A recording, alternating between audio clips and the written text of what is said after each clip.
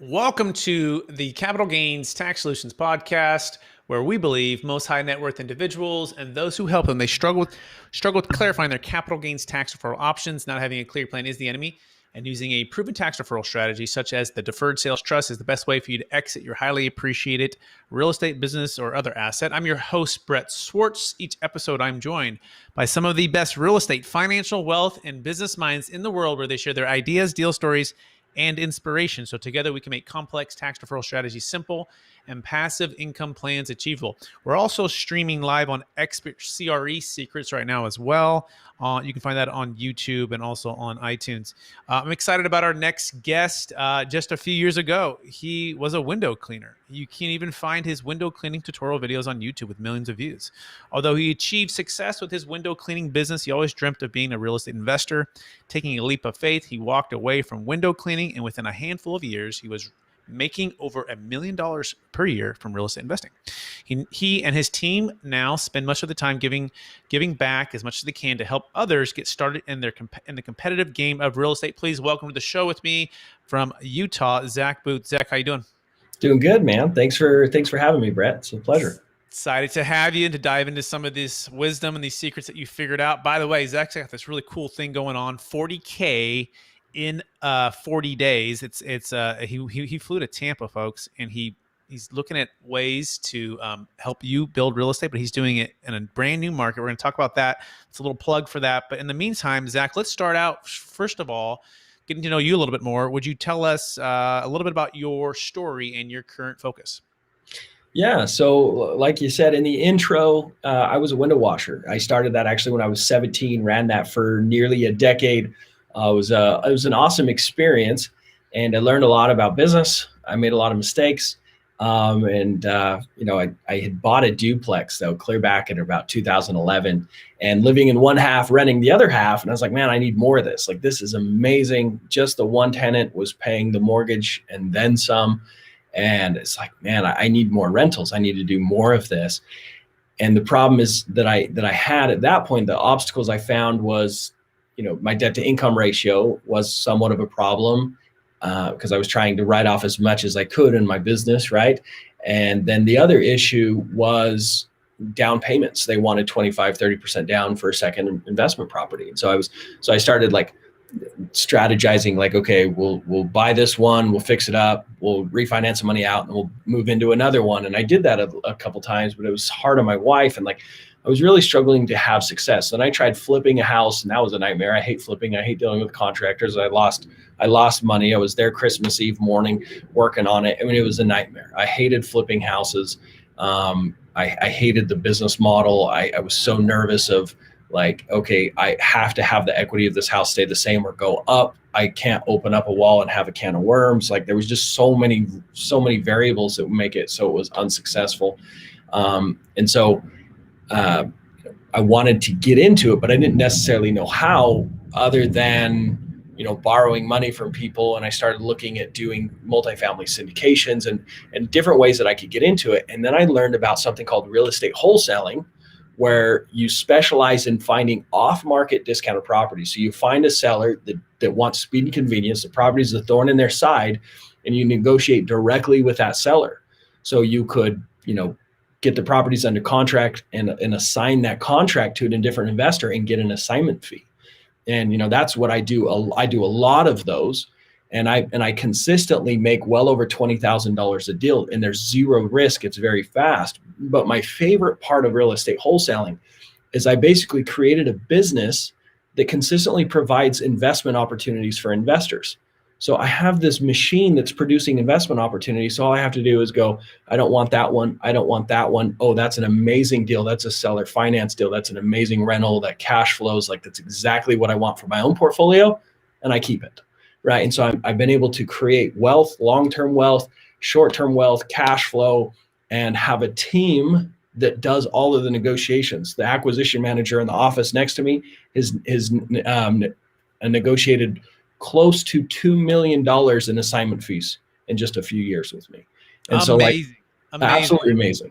Yeah, we're going to dive into all of those secrets, but I believe we've all been given certain unique gifts in this life, Zach. Some people call them superpowers, some people call them strengths. I believe they're God-given gifts, and these gifts have been given to us to be a blessing and a help to others. So I'm curious, maybe what are those one or two gifts that you believe you were given, and how do those help how you help people today? Yeah.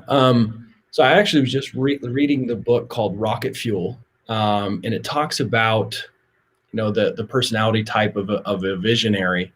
And as I was reading it, I was like, oh, that's my problem. That's what's wrong with me. And ever since I was a young man, I've had this fire and determination and competitiveness in wanting to succeed. And it's allowed me to think critically and look long-term towards what I want, and been able to structure my life to what I want. I didn't fall into the trap of living your life, living paycheck to paycheck.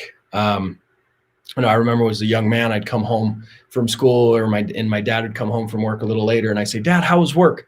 And he'd say, "Son, they don't pay you because you enjoy your job." And I remember that kind of stuck with me. And I remember thinking at a very young age, very young, under 10, I remember thinking, I will enjoy my job. I will enjoy working. I don't want to live if I don't enjoy day to day. And I've been able to structure a life that's full of exactly what I want to do. I do what I want to do every single day. That is beautiful. By the way, you can learn more about Zack Boothe at dfdmastery.com. That's D as in David, F, D as in David, mastery.com. So Zach, let's dive right into mastering the art and science of real estate wholesaling and kind of moving your business or growing your business to the next level with real estate investing. So you defined wholesaling as an opportunity to directly contact sellers or deal with sellers, Mm-hmm. and then try to make a deal. Folks that are looking to perhaps sell quickly, don't want to list it, don't want to go through the pain of all of that can be, and then you assign the contract to somebody, and then they take the deal and they close the deal. Is that a fair summary? Fair summary, 100%.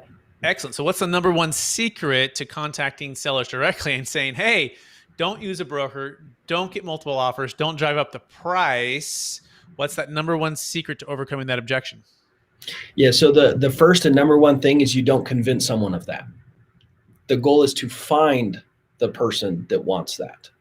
So you might be saying, oh, in this market, that doesn't exist. Though that cannot happen, right? People don't sell their house for 50 cents on the dollar. You may be a complete skeptic that that's even possible. I used to be. I completely understand where you're coming from. That's why I did the 40-day challenge, which I'm sure we'll talk about. But what happened in my life is I was washing windows, and I had heard about wholesaling. I had even paid for a coach, and it didn't work out very good. It was a lot of information, a lot of overwhelm. Don't want to get too far into that, but I was a skeptic at some point too, that you could find off-market discounted properties. And I was washing windows for a very, very wealthy real estate developer. He was a civil engineer as a young man and retired in his early 30s or late 20s. I can't remember at this point. But he was very successful. He had a couple multi-million-dollar development projects. And I was washing windows in his giant mansion, beautiful home, just the nicest, most gentle human being too. And I got talking to him, and I was so interested because I wanted to get into real estate. And I was asking him how he did it, what advice he had for me and what he had going on. And at the end of the conversation, I was like, man, if I could just pick up 2 rentals this year, I would be so excited. And he said, oh, that's very convenient. I've got these 2 properties I don't want to deal with. I haven't been over there in a couple years. I'm sure they have deferred maintenance. The property manager bailed on me 4 months ago. I haven't collected rents. That needs to be dealt with. I just don't want to deal with them. I don't have time to deal with them. I don't really even care. Do you want them? I said, sure. And I said, how much? He said, $500,000, which was a fat discount, by the way. Like, they're probably worth $750,000. And so he's going to give them to me seller finance. He only wanted a couple $1,000s down because that's all I had to give him.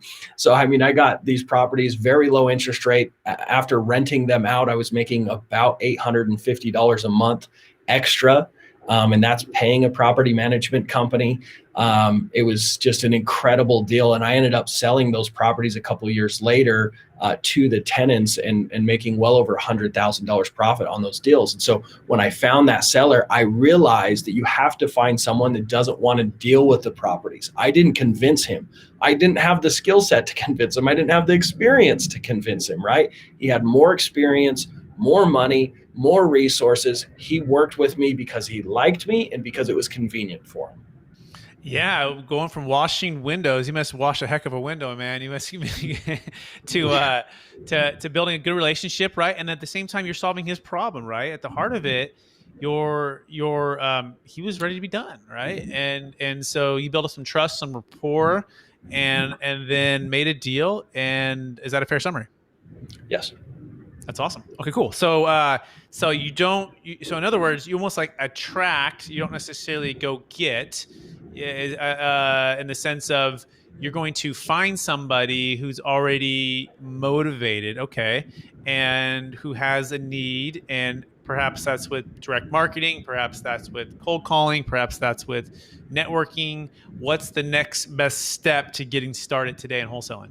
Yeah. So my company, my coaching business, right, is DFD Mastery. It stands for Driving for Dollars Mastery. So when I first heard about this and I had that first success, I got another coach and I started reaching out to people that had like deferred taxes or late on their mortgage payments, or had code violations on their property or had an eviction they were dealing with. Basically, I was trying to find people that had, the property's a thorn in their side. And that's usually like tired landlords, people that have, deferred maintenance, people that just don't want to work with a real estate agent, right? And my battery's about to die. I apologize. I didn't plug this in. Just give me 2 seconds here. That's okay. He's going to take 2 seconds there to change his headset. But in the meantime, you are talking with Zack Boothe, talking about growing your business and moving to the next level of real estate. You can find him at dfdmastery.com. That's dfdmastery.com.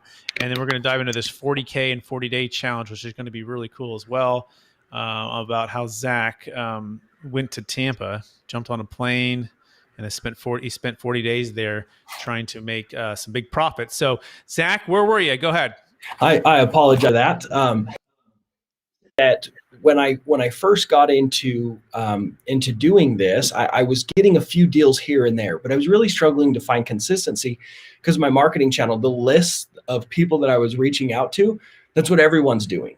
And so I started, realizing like, okay, when someone wants to get rid of a property for speed and convenience, there's always deferred maintenance because they don't want to mow the lawn. The property's a thorn in their side. They don't want to fix the windows, and they put sheets up instead of curtains. And there's obvious signs of neglect. And so I was like, okay, I'm going to only market to properties that have deferred maintenance. So I started driving around, writing down the addresses, looking them up on county records, and that's who I was reaching out to. And when I finally started doing that and started really pushing it, I went from about $115,000 in assignment fees to just shy of $500,000 the next year. I mean, I 5X'd my business, and it was a game changer. And so that is like the main strategy. That's how I find people, is I proactively go out and find those rundown houses or houses with deferred maintenance, and then I cold call them, text them, and postcard them. Got it. So yeah, you're just driving down the street, you see something that's a little beat up, or you're looking at a tax roll, or you're looking at something that has distress or some challenges. And before this, let's say this deal goes to fruition, you're going to contact the seller as early as possible. Is that a fair summary? Fair. Yes. Awesome. Yeah, and it sounds so simple. It shouldn't work, right? It works amazing though.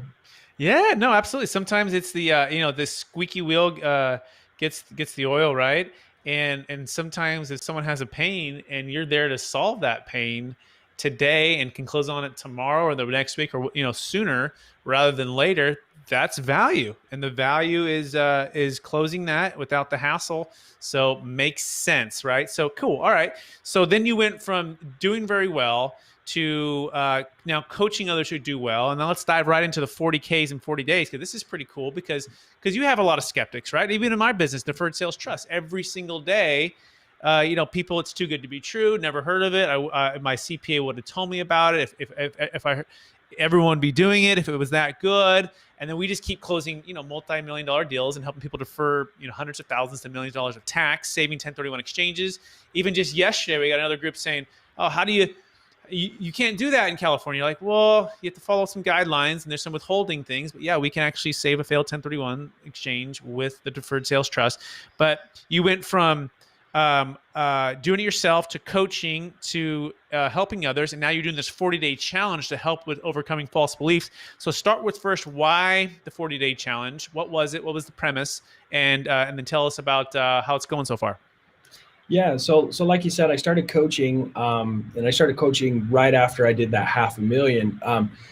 And I've had a ton of success with my students from the very beginning. They're having a lot of success, but I started noticing that like one of the reasons that some of my students wouldn't succeed is they were kind of skeptics when they joined, and since they were kind of skeptics, they didn't give that 100% effort. They didn't follow through all the way, and because they didn't follow through all the way, they didn't have the kind of success that others were having, and so they gave up. They lost the little bit of confidence that they had.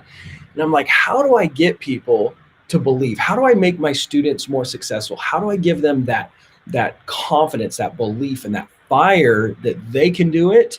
And so they give that massive action. They have massive results, and it breeds even more confidence and excitement for the business, and that they can have financial freedom and the success that I have. And so it was 100% about like helping people. And I was like, okay, well, I used to be a skeptic. What changed in my life? Well, I told you, right? I found that very wealthy developer that gave me those properties at a massive discount. And he knew it, when I was washing his windows. I was like, okay, how do I let someone else have that experience? How do I let someone look over my shoulder and see those experiences in real life and see how it's done? And I'm like, okay, well, why don't I just show it? Why don't I just do it? And so I did this 40-day challenge to allow people to get an over-the-shoulder look of exactly what it takes and what I'm doing to be able to do this business and to be able to work with these sellers and how I'm negotiating. And then I'm actually serving and helping people, and what a conversation sounds like when I call someone out of the blue and they say they want to work with an investor and not an agent. And is that even possible in this market? And I within a couple of weeks, I had 5 contracts, and I now have a total of 7 contracts from that challenge, and with like $250,000 in projected income. It's absolutely insane. Incredible. So tell me about the first one, right? So like you're flying to Tampa, right? It's like you parachuted in there, right? And you got the wholesaling cape on. And what's the first thing you do to get that first spark of fire to get this thing going? Well, there was definitely some stress. It's like, oh crap, it's real. Because there was a couple of years of planning, right? Like I did not know if I would succeed, and I had been promoting this and telling people about this before I ever even got there. And I was going to present and promote this whether I was successful or not, right? So there was this a massive amount of pressure, but I had my plan and I had my structure. So I was having to do a couple things at the same time. I had to have a cash buyers list. So once I found a deal, I had someone to sell the deal to, right?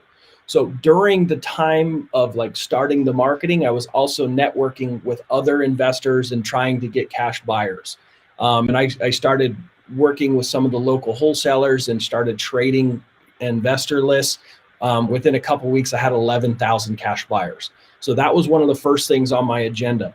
Another thing that was on my agenda was a title company. I had to have a title company that understood the process of assigning a contract and paying me my assignment fee. Right. So I had to do that. The one thing that I had done before I landed was my purchase contract, and my attorney wanted to make sure legally I was good. Right. So that was one thing that you would have to do if you're starting. The next thing that I started, which really started on day one, was the marketing. I got to find a seller. Right. And it's going to take some time to find a seller, because think about it. I have 40 days to do 40 grand. So I have to go and start my marketing, but I have to find the seller, I have to meet with the seller, I have to sign the contracts, find the buyer. I mean, it's 40 days, right? I mean, I had to hustle. And so I started immediately doing my marketing. So I downloaded the Deal Machine app, which is the app that I use for driving for dollars. I have no association. I don't own it or anything. It's the app that I use in my company. It's a Deal Machine. You can get it on the App Store. I can get you a discount if you use my discount code PIN, PIN. But that app allows me to add 30 to 150 properties every single hour I'm driving around. So as I'm driving around, there's like a Google Street image on the app, and I'm just tagging these houses. I'm just pushing the button, touching the house on the Google Maps image, and it's uploading all their information on an Excel spreadsheet for me. Who owns it, mailing address, property address, and just fast, right? So in the first couple of days, I mean, I had thousands of people on my list, and then immediately start cold calling them. So by day day 4, like I said, I had multiple appointments and leads, and I got my first appointment where I got a contract. I got 3 contracts from the first seller by day 4 doing that. Okay, so you ready? We're gonna role play. You want to role play with me? Let's do it. Okay, so I am the Tampa random house that you flew Okay. in, and you put in. It's day 3. So ring me. Hey, how's it going? Can you hear me? Yes. Hello. I am. Yes. Who's this? Yeah, this is Zach. I know it's a little out of the blue, and I may even have the wrong number. Do you own the property at XYZ? I do. Yes. That's my property. I'm here right now, looking at the Great. beautiful bay. It's Tampa Bay. It's just gorgeous out here today. Yeah, I'm definitely not driving along the bay, but yeah, okay, well, fantastic. I know, like I said, it's a little out of the blue. I was just wondering if you thought of selling or if you'd consider an offer on your property. I've sort of, kind of. I mean, this marketplace is just red hot, and like everyone's moving here from New York, and I'm just getting these calls. Everyone wants to list my property. So yeah, I thought about it if the price is right. Gotcha. Yeah, so and maybe I'm actually not the best fit. So I am actually a local investor. So I'm trying to buy something that I could add some value, maybe fix up and potentially make a profit. You might be better off if you did the rehab and fix it up and list it with an agent and went through that hassle. But I could buy it as is if that's something that interests you. Or would you rather just fix it up and sell it with an agent? That's the fix up sell it thing is just kind of daunting to me. I really don't want to fix it up and sell it myself. But I mean, what did you have in mind? Well, it depends largely on the condition. So can you tell me? I'm seeing here online. Just a little side note: when I'm using my dialer, I can pull up the Zillow thing. I have all the information right there already. Okay. Well, I'm seeing online here that it's got 3 bedrooms and 2 bathrooms. Correct? Yeah, that's exactly right. Okay. Okay. Awesome. And then is the bathrooms been updated in the last 5 years? What kind of condition are they in? They're an average. No upgrades. Just No average upgrades. condition. But good, I'd say good condition. Okay. And then the kitchen. Have you updated the kitchen by chance? No upgrades there. Gotcha. Well, what are some of the maintenance issues? Do you know of anything that needs to be fixed to get it Got a nice? leak in the roof. My AC, I feel like she's been going for about 12 years, and maybe she has a year left on her, but she's still doing pretty good. And here and there, the house itself, the windows are kind of old. I feel like I can get some new dual pane windows. Okay, gotcha. So it sounds like it's not the terrible condition. Sounds decent. Is there a time frame that you would like to have it sold by? I mean, I guess if the price is right, I could sell. I mean, Okay. I haven't set a time, but I guess if the deal made sense, yeah, I'd be open to that. Okay. So when you say if the price is right, do you have a price in mind that's right? I'd go on Zillow, that Zillow thing, and they always give me the Z estimate, and I go, oh, that looks pretty good, So I don't know, 200 to 225,000. Gotcha. Yeah, so I mean, I may be able to get somewhat close to that. I would definitely need to do a little bit more research. I've only really driven by the house. It's pretty much the only research in what I'm seeing here on Zillow. But I may actually be less than the Zillow estimate because, like I said, I do need to be able to make a profit on the deal. If my offer was under the Zillow estimate, would you at least like to meet with me and talk to me about what I could offer? I'd be open to that. I mean, I guess compared to like hiring a broker, right? Those guys are so expensive. They want like 6%, right? Yeah. Yeah. And ultimately, like I said, that might be your best fit. So why don't we set up an appointment? I'll come meet with you, take a look at the house and kind of give you a price range of what I think I could offer. And maybe that's something you want to do. Maybe it's not. So Sure. you said if the price is right, do you have like a place lined up? Like why have you even thought of selling in the first place? I like to get closer to the grandkids. They're living in Orlando now. I'm in Tampa, and I want to go to Disneyland with them and spend some time with Disney World. That is. So yeah, that's it. Just relocate to the grandkids. Gotcha. Okay. Well, all right. And then we'll set schedule, yada, yada. Cool. All right. That was fun. All right. That was a little role play for you guys. We don't do that too often here on Capital Gains Tax Solutions podcast, but we wanted to show and also test a little with Zach. That was awesome, Zach. So yeah, you simply just pretty direct, right? And you're pretty straightforward, and you're just saying, look, this is what I'm in the business of doing, and I'm just curious if you'd be open to it. If there's any, and trying to dig for some real motivation, try to get some general facts of the property itself, Yeah. and then just closing for an opportunity to meet. Is that a fair summary? 100%. And you'll see on the challenge, like some of the people I go and meet with, like his name was Juan. He's a truck driver and he was going to retire. And I didn't get a lot of details on the condition and stuff because he was in a hurry, but he wanted to meet with me. He's like, 100%, I'm going to sell my house. So I went and met with him. I took him some Coronas, built a relationship with him. And it was late on the weekend when he was home. He wasn't home very much. And ultimately, he's like, I was talking to him. The house is in perfect condition. He's like, never there. And I'm like, why don't you just list it? You're going to get way more. And that's what we ultimately ended up doing. And I referred the listing over to my agent. Like, it's not a deal for me. You don't convince someone to sell it to an investor. That's a number one mistake you make. If you do that, you're going to get burnt out. You're going to sign contracts where people get pissed off and try and sue you or cancel the contracts. Like, you got to go at this business where you're actually serving people and helping people. My neighbor across the street's a perfect example. She came to me wanting to sell the house, going through divorce, and I talked to her about her potential options. She ended up, I referred her to my mortgage broker. She ended up refinancing, cashing out her ex-husband, and was able to keep the house, and we're best friends.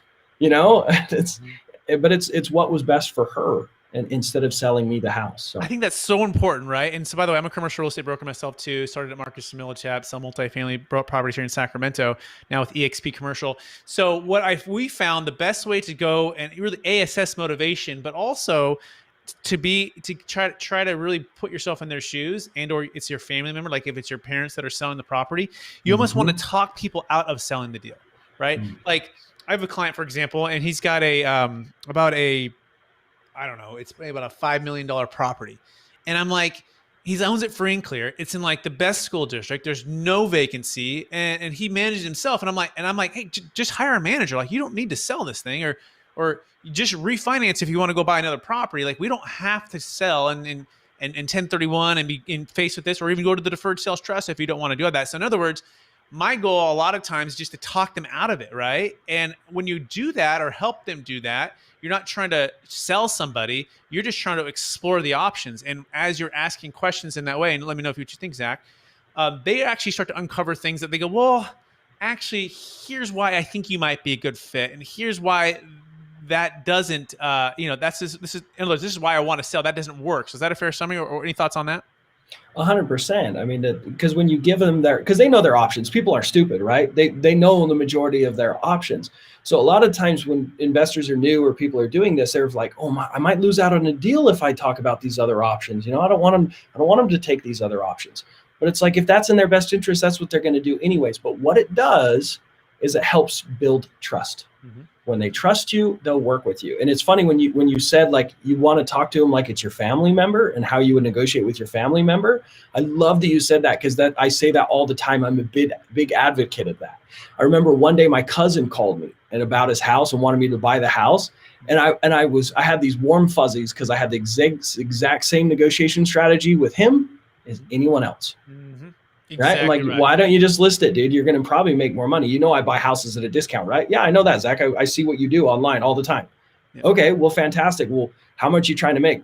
Well, bro, I got to move because I got a new job. Just buy it for what I owe on it. Could you do that? Sure, man. Let's do it.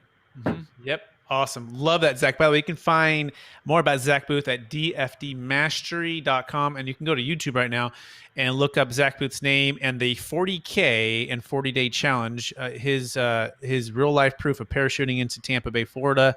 And they $250,000 now, Zach? What are you up to now with the profits?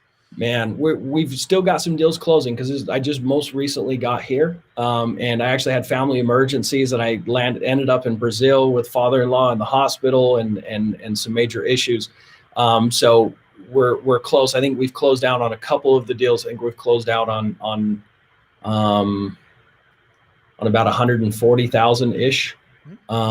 But we've still got I think 3 more deals to close here, 4 more deals to close. Absolutely love it. And so, Zach, we're running out of time. So there's going to be one question, then we're going to the lightning round. And this is the question centered around part of what we talk about here at Capital Gains Tax Solutions and also Expert CRE Secrets podcast. And this is the question: what's the biggest frustration when it comes to capital gains tax deferral for you, friends, family, clients, or partners?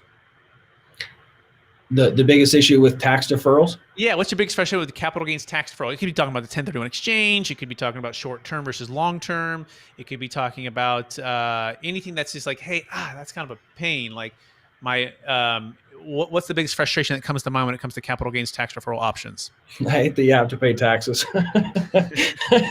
No, I'm just kidding. I've done a couple 1031 tax exchanges. My biggest issue is, um, and one of the reasons I don't do a ton of them, and the frustration is the time frame and then the structure of putting them together. I think having someone to help you through that process would make it a lot easier to do it. But yeah, the time frame, the time crunches is one of the hardest parts of it. If you're not careful, you'll end up buying something just to not pay taxes, which will end up costing you more than just paying the taxes, right? So those time frames are kind of a pain. Yeah, we call that the shotgun wedding, right? Where you're getting engaged in 45 days. You have any of those friends from college who got like engaged really fast and then they got married really fast? You're like, whoa, slow down. Like that could be okay, right? And it could be happily ever after. But sometimes if you do these rush decisions and you get engaged in 45 days and you get married in 180, you close, and you even worse right now. And I'm always very cautious with my clients to say, don't overpay, right? Selling such a high market, don't overpay and double down with more debt 180 days later, right? Sell high and buy higher. Our parents taught us to sell high and buy low, right? Yep. So making sure that you have a solution and an alternative, you're looking at all your options. This is what we're here at Capital Gains Tax Solutions to help you do.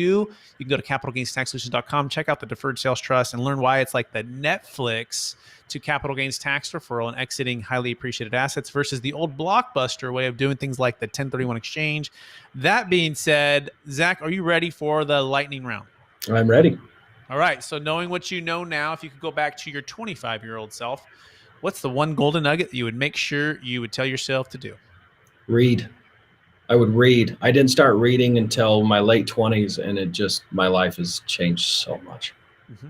Excellent. What's the one book that you've recommended or gifted the most in the past year? Probably the most impactful book that I've read as far as self-improvement in my life is The 7 Habits of Highly Effective People. The number one habit that really, really has changed what I do with my day, what I focus on, what my tasks are, is starting with the end in mind. And Stephen Covey really does a good job of explaining that, and what I do with my day, where my business is going, the whole strategy and mission of my coaching business, and setting up my wholesaling business passively to have my focus on giving back and coaching and helping other people become successful 100% is because of that book.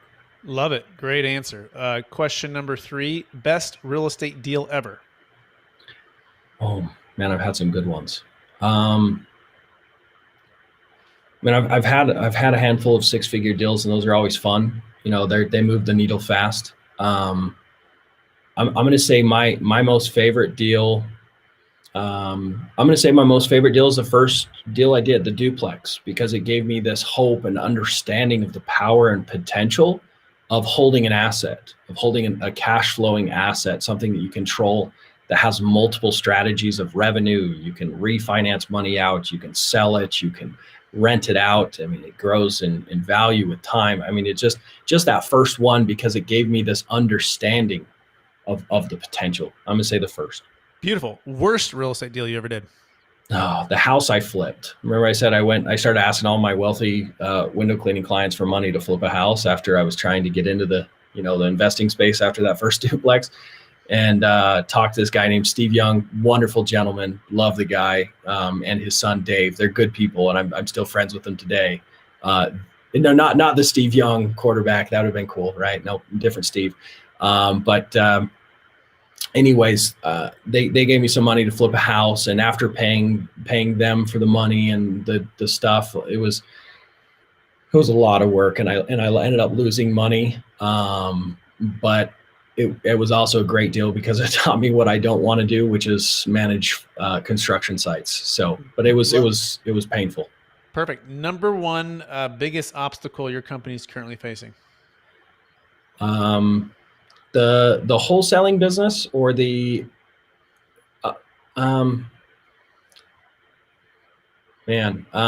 probably the number one struggle that I'm having with my wholesaling business right now is is helping my acquisition managers understand the potential of the long-term wealth created by doing more seller finance structure negotiations.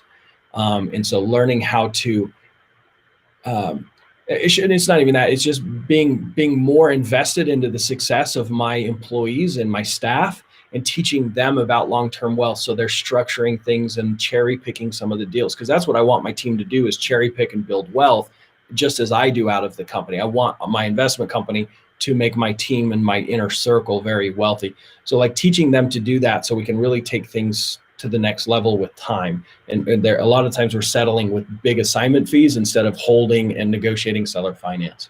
So Yeah, very well said. And by the way, that's exactly what the deferred sales trust is, just an installment sale, which is seller finance, allows the seller to defer capital gains tax, right? And then you get time on your side, and then they can get cash flow, right? And they can get and they can go into other deals and get new depreciation schedules.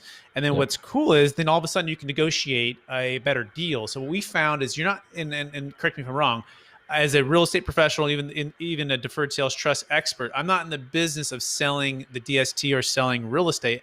I'm in the business of solving problems for my clients, right? And so as a wholesaler, perhaps when you're going in, you're in the business of solving their problems. So what is the tool that's going to help sell their problem? And if you can give somebody a long-term, this deferred sales trust, you can go for 10, 20, 30, 40 years. You can pass it to your kids. They can keep it going too. You can perhaps get a better deal. So all that being said, that's kind of like DST 2.0. Last question is this. After all your success, helping everybody that you've helped and doing the deals you're doing, how do you stay centered in your values, Zack? And how do you stay encouraged to charge forward to reach new goals? yeah. One of my core values is I'll never do any type of partnership, sign up anyone, do a deal unless I'm 100% confident that it's a win-win, especially in the long term. Right? It, and doing that, it's a lot harder, I think, when you don't have money, and you're trying to like force a deal that's not really there. But by doing that, I've kept my relationships alive. I've built trust. I've helped people. I have people all the time that apply for my coaching program, and they have sticky situations, and I'll get on the phone with them after they've talked to an onboarding coach, and I give them a different option, because it's not in their best interest. And so, I think that's been one of the big game changers for sure. Amazing. Zack, for our listeners who want to get in touch with you, can you remind them one last time of where they can find you? Yeah, go to my website, dfdmastery.com, stands for driving for dollars, right? dfdmastery.com. In that website, you can actually apply or book a call to speak with us about our coaching program. It's in there, but also there's a link for our social media. If you want to follow me anywhere, you can do that there.